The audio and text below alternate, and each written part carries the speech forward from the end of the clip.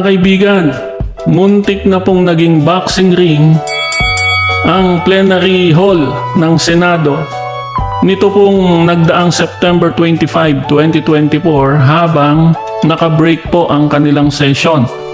Ang pinagmulan po nito, mga kaibigan, ay ang pagtatalo ni Senator Mig Zubiri at Senator Alan Cayetano tungkol sa Senate Concurrent Resolution number 23. Narito po at balikan muna natin sandali yung naudlot na boxing ng dalawang senador. Panoorin po natin sandali. And now, for the thousands in attendance and the millions watching around the world, ladies and gentlemen, let's get ready to rumble!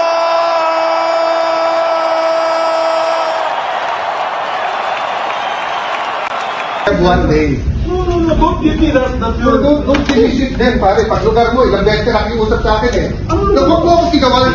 Ilang beses ka rin nakiusap pa. Hanggang doon na. Nag-abroad ka pa eh. Anong gusto mo? Anong gusto mo? Gusto mo? Gusto na, sindak ka lang sindak dito eh. Bakit? Sisigawan mo ako ng pakialam mo. Wala akong pakialam sa pumoto dun eh. Sinabi mo yun. Interest mo lang yung isip mo eh. Gusto mo ipapa-50 ano mo kami? Sabi ko sa'yo, sabi ko, pare, baka pwede makiusap. This is too important. Ano? Mabuti na lang po mga kaibigan at naroon si Senator J.B. Ejercito at ang Senate Sergeant at Arms na agad na magitan sa dalawang senador. Sa huli naman po, nagkaayos din naman ang dalawang boksingero.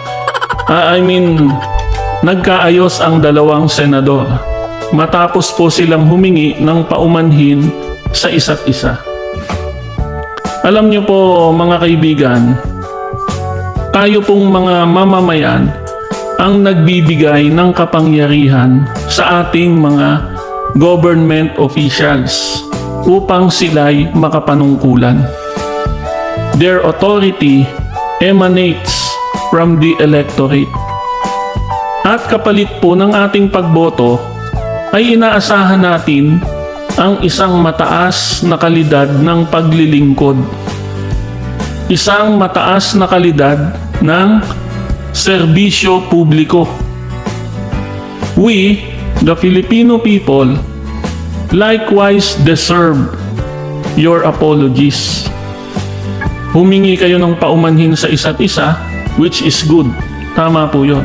Pero sana po, ay pareho rin kayong humingi ng paumanhin sa aming mga ordinaryong mamamayan. Sa amin na mga botante.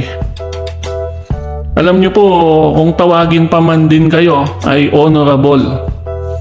Ibig sabihin, kagalang-galang. Actually, nakakabit na po yan sa inyong mga titulo. Nakakabit na yung salitang yan sa inyong mga titulo. Kaya nga sinasabi, Honorable Senator. Yan.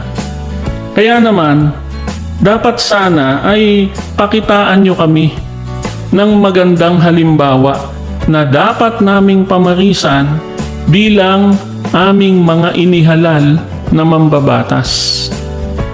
Show us the true meaning of leadership and statesmanship.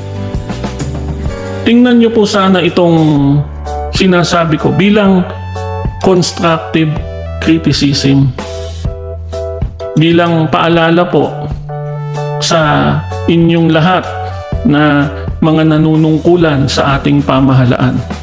Tandaan po natin yung kasabihan na ang paalala ay gamot sa taong nakalilimot. Maraming salamat po at kita-kita po tayo muli sa susunod. Salamat po.